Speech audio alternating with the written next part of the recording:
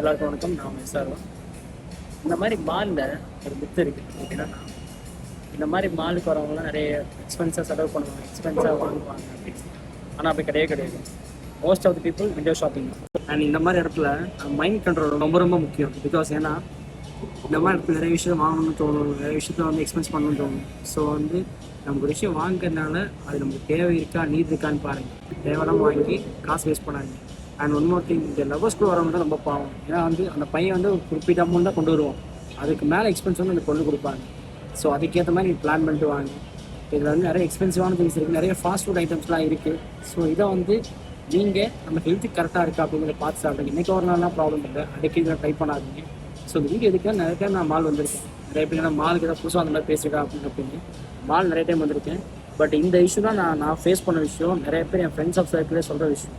இதெல்லாம் நீங்கள் வந்து அதை யோசிக்காமல் நமக்கு என்ன நீட் இருக்கோ அதை மட்டும் வாங்க பாருங்கள், என்ன தேவை இருக்கோ அதை மட்டும் வாங்க. இல்லை பார்த்துட்டு விண்டோ ஷாப்பிங் மட்டும் கிளம்பிடுங்க.